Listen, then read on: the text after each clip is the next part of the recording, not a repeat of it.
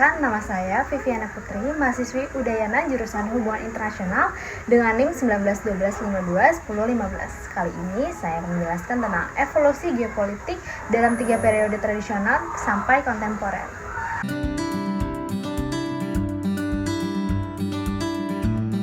Geopolitik adalah implementasi kebijakan posisi tawar dalam hubungan internasional dan dikaitkan dengan suatu posisi geografis negara atau suatu wilayah. Geopolitik diwujudkan dalam kebijakan maupun penerapan dalam bidang ekonomi, politik, hubungan luar negeri, kekuatan militer, dan lain-lain.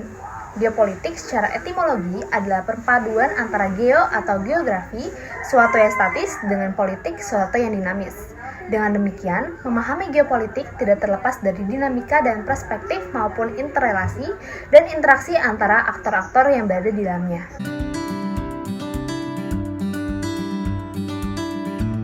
Geopolitik tahap pertama ditandai dengan kebangkitan paham nasionalisme negara di bangsa Eropa.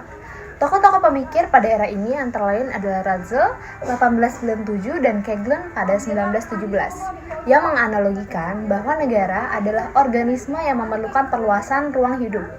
Paham ini berkembang pada zaman Perang Napoleon hingga Perang Dunia Pertama. Berapa aliran yang ada adalah konsepsi heartland dan Rhineland. Hal tersebut diimplementasikan dengan penguasaan jantung darat dan penguasaan di laut.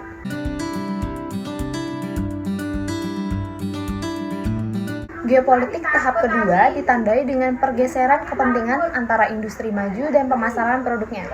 Negara yang semakin kuat dan besar memerlukan ruang dan wilayah serta pengaruh yang lebih luas. Jerman di bawah pemikiran Haushofer pada 1941 mengimplementasikan dengan perluasan hegemoni di jantung Eropa hingga ke Afrika Utara. Sedangkan Spikeman pada 1944 mengarahkan penguasaan geografis dengan konsep penguasaan maritim. Penguasaan maritim memungkinkan penetrasi hingga ke Rhineland. Adapun konsep penguasaan dirgantara dikembangkan oleh The Severin Sky. Kendali atas ruang udara dipercaya merupakan kekuatan mobilitas yang meningkatkan keunggulan militer suatu negara.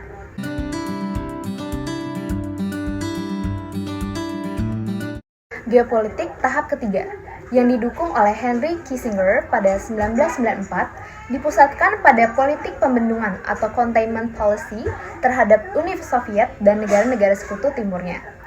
Terhadap Barat yang dipimpin oleh Amerika Serikat ditandai dengan Perang Dingin.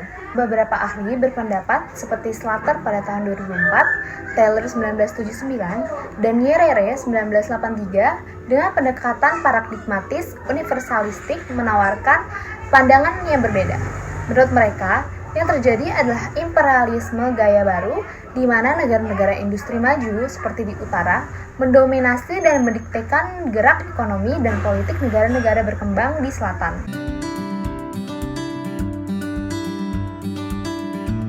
Selanjutnya, geopolitik pada tahap 4 merupakan pertarungan sumber daya antara negara-negara. Negara pemilik sumber daya alam yang tidak disertai dengan kapasitas untuk mengelola rantai pasokan dan rantai produksi akan dapat terjerumus pada kerawanan sistemik. Sumber daya minyak, gas, batu bara maupun mineral strategis merupakan fokusnya. Clare pada tahun 2002 mengatakan bahwa gelar militer tidak lagi berdasarkan pertarungan ideologi, tetapi telah bertransformasi ke proyeksi pengamanan rantai pasok, produksi, hingga pemasaran.